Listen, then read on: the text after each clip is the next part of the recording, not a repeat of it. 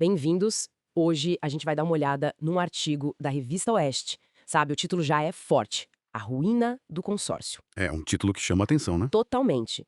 A ideia central ali é que uma suposta aliança de poder em Brasília estaria se desintegrando. Uma aliança envolvendo diferentes esferas, pelo que entendi. Exato. E o artigo foca em duas frentes para argumentar isso: o Supremo Tribunal Federal, o STF, e o governo Lula. A nossa missão aqui é entender os pontos, né? Destrinchar essa narrativa de crise que eles apresentam. Vamos lá. Então, o texto diz que os sinais dessa ruína ficaram mais claros recentemente, talvez nos últimos 2 meses antes da publicação. Certo. E a primeira peça desse quebra-cabeça, segundo a revista, está lá no STF. O que eles dizem sobre o Supremo? Olha, o artigo afirma que o tribunal estaria gastando muita energia para sustentar a narrativa de um golpe, né? Ligado ao 8 de janeiro de 2023. Uma narrativa que a fonte diz ser inexistente, é isso? Exatamente. E aponta especificamente para o ministro Alexandre de Moraes. Diz que ele estaria com dificuldades para conseguir condenações. Por quê? Falta de provas? Isso, por uma suposta falta de provas mais robustas, sabe? Mesmo com as alegações de censura que o próprio artigo menciona. Interessante. E o texto desenvolve essa questão do Moraes? Sim, aí que entra um ponto que a fonte acha fascinante. Eles dizem que os métodos do ministro, que o artigo chama de abusos, estariam sendo mais questionados abertamente agora. Questionados por quem? Por advogados, por parte da mídia. O texto sugere que isso já aparece até em pesquisas de opinião, sabe? Mostrando um desgaste na imagem do STF, uma percepção de parcialidade. Entendi. E dá exemplos concretos disso. Dá sim. Fala de confrontos verbais entre o Moraes e advogados em sustentações orais, menciona a proibição de filmar sessões da primeira turma. Essa da filmagem eu lembro. E também reclamações das defesas, né? Dizendo que não tem acesso fácil aos documentos, que contraprovas são descartadas, coisas assim. Entendi. É uma crítica forte à condução dos processos. E tem mais sobre o STF? Tem, o artigo vai além. Cita até uma declaração que seria do senador americano Marco Rubio. Marco Rubio. O que ele teria dito? Que o Moraes poderia sofrer sanções pela Lei Magnitsky, aquela lei dos Estados Unidos para punir violadores de direitos humanos, congelando bens e tal. Nossa, isso é pesado. Usam isso para reforçar a ideia de pressão internacional. Exato. E argumenta também que a principal base para a tese de golpe seria a delação do Mauro Cid. A delação premiada dele. Isso. E que essa delação poderia ser contestada na justiça, sabe? O que, na visão da fonte, poderia até derrubar o processo todo. Porque não acharam nada concreto contra o Bolsonaro, segundo o artigo. É o que o texto afirma, que sem a delação ficaria difícil sustentar. Entendi o ponto sobre a delação ser central para essa narrativa do artigo. E enquanto descreve essa tensão toda no judiciário, o artigo faz um paralelo, né? Vai para o executivo. Sim, como se fosse o outro pilar desse consórcio também enfraquecido. Exatamente.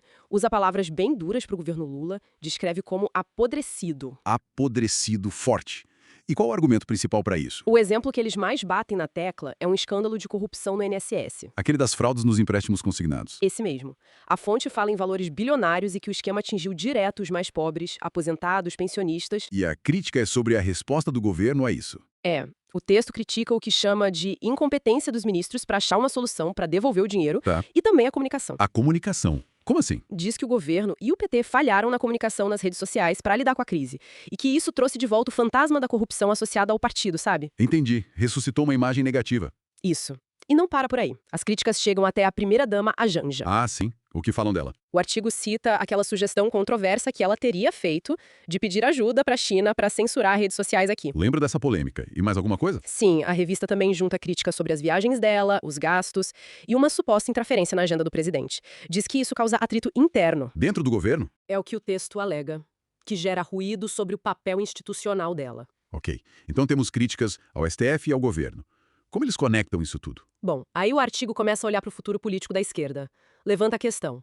E se o Lula não for para a reeleição? Quem seria o sucessor? Pois é, a fonte diz que não tem um nome óbvio, preparado. Cita o desempenho eleitoral do Haddad e do Boulos em eleições passadas como sinal dessa dificuldade. Falta de um nome forte para dar continuidade. Isso. E descreve também uma baixa popularidade do Lula entre prefeitos. Faz até uma conta ali, meio aritmética, dizendo que a esquerda tem dificuldade para as próximas eleições municipais, olhando os resultados anteriores. Menos prefeituras importantes, base mais fraca. Exatamente. E para fechar esse cenário de desafios para o governo, o artigo fala do Congresso. O que tem lá? A formação de um novo bloco partidário, juntando União Brasil e PP. Ah, a fusão que estava sendo discutida. Na avaliação da fonte, isso pode fortalecer bastante a oposição, talvez compensar uma certa falta de articulação que eles tinham antes, apesar de terem parlamentares bem ativos nas redes. Entendi. Um bloco maior daria mais peso para a oposição nas votações, né? Exato. Então, juntando tudo isso, qual a imagem que o artigo da Revista Oeste pinta? Parece ser uma crise em duas frentes importantes. Sim, um STF que estaria Sob um escrutínio pesado, talvez perdendo legitimidade por causa do 8 de janeiro,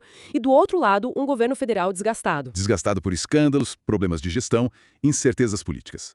Segundo a visão da fonte, claro. Claro, é a análise deles. A tese central é essa. O tal consórcio de poder estaria ruindo, se desfazendo. Isso levanta uma questão importante sobre a estabilidade política para frente, né?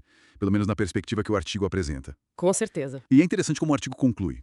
Prevê um caminho bem difícil para o governo Lula. Mas para o STF? Para o STF, eles acham um desfecho dos julgamentos ainda imprevisível. Deixa no ar, sabe? Entendi. Então, fica essa reflexão que o texto propõe. Como essas duas coisas juntas, judiciário questionado, executivo pressionado, podem mudar o jogo político no Brasil nos próximos anos. É algo para se observar de perto, né? Como essas dinâmicas vão se desenrolar. Exatamente, é um cenário complexo que eles descrevem.